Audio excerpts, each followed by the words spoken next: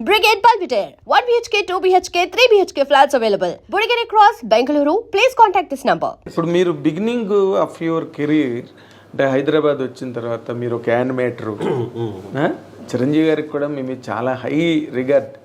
మొన్న కూడా సభలో బేబీ ఫంక్షన్లో చెప్పారు. అవునవును, నేను ఆ రోజే అనుకున్నాను మారుతి డైరెక్టర్ అవుతాడని కూడా ఆయన రేంజ్ పర్సన్ చెప్పడం చాలా గొప్ప విషయం అండి. అవునవును. అలాగే ఒక అరవింద్ గారు వీళ్ళందరూ కూడా మిమ్మల్ని ఒక రకంగా అంటే మీకు మీరే యాసిడ్ టెస్ట్ చేసుకున్నారు అనుకోండి. ఈ రోజుల్లోని బస్ స్టాప్ ఎవరు చేయలేదు మీకేమి యాసిడ్ టెస్ట్. అవును, మీరే చేసుకున్నారు.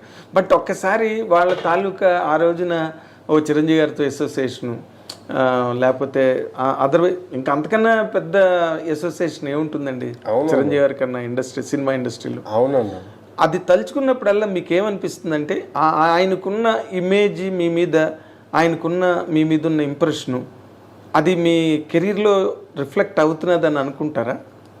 డెఫినెట్గా అండి. ఎందుకంటే చిరంజీవి గారు అంటే చిన్నప్పటి నుంచి అందరూ చెప్తూ ఉంటారు, కానీ ఫ్యాన్స్ అది చిన్నప్పటి నుంచి ఆయన సినిమాలు చూస్తూ పెరిగాము. అంటే హార్డ్ కోర్ ఫ్యాన్ లాగానే ఇంకా చిరంజీవి సినిమాలకి వెళ్ళటం, ఆరవటం, బ్యానర్లు కట్టడం, రాయటం, ఆయన బొమ్మలు వేయటం, నా ఆర్ట్ కూడా అలాగే డెవలప్ అయింది. చివరికి ఆయనకి ఉపయోగపడింది నా ఆర్ట్. అట్లా అలా నేను పెరిగిన వాడిని, అలా ఇదైన వాడిని. చిరంజీవి సినిమాలు అంటే అంత పిచ్చి ఉండేది. అలాంటి ఇది చిరంజీవి గారి దగ్గరికి చేరటం, నేను మళ్ళీ ఆయన నోట్లోంచి అప్లాజెస్ రావటం అనేది ఇది అంటే ఒక ఫుల్ఫిల్నెస్ అనమాట. లైఫ్ ఒక ఆర్క్ ఫుల్ అయినట్టు. ఇంకా ఆయనతో సినిమా కూడా తీసేస్తే ఇంకా ఫుల్ పర్ఫెక్ట్ రౌండప్ అయిపోతుంది. అదే అసలు నేను ఆ పాయింట్కే డ్రైవ్ చేయబోయాను, మీరు వచ్చేసారు మధ్యలో. సార్ ఇప్పుడు నార్మల్గా ఇప్పుడు this is a time where Chiranjeevi garu is listening to many scripts. అవును, కొత్త వాళ్ళకి కూడా చేస్తున్నారు. ఎవరి దగ్గర ఏ మెరిట్ ఉందన్నా both the hands is inviting young merit. అవును, ఇలాంటి దాంట్లో మీరు ఎప్పుడు ఒక కథ కూడా చిరంజీవి గారికి చెప్పిన అవకాశం కానీ యూ డిడ్ నాట్ టేక్ అండి? లేదండి. ఆల్రెడీ ఇప్పుడు నేను చేసే సినిమా ఇది కనుక కొంచెం డిలే అయినా ఇంకోటి ఏదైనా అయినా చిరంజీవి గారిదే చేసేవాడిని. చిరంజీవి గారికి కూడా కథ చెప్పడం జరిగింది. ఆయన రెడీ అయ్యారు. ఆయన యాక్చువల్లీ విల్ గో హెడ్ అని అన్నారు. అంటే మంచి ఆయన కైండ్ ఆఫ్ ఒక డిఫరెంట్ ఫిల్మ్ అవుట్ చేశాను అనమాట. డెఫినెట్గా మామూలుగా సోషల్ సబ్జెక్ట్ అండి, ఫ్యాంటసీలు ఏం కాదు సార్, జనరల్ సబ్జెక్టే. బట్ ఆయన కైండ్ ఆఫ్ టింజ్ ఆయన మళ్ళీ మనం చూసుకున్న ఫీలింగ్ ఉంటుంది.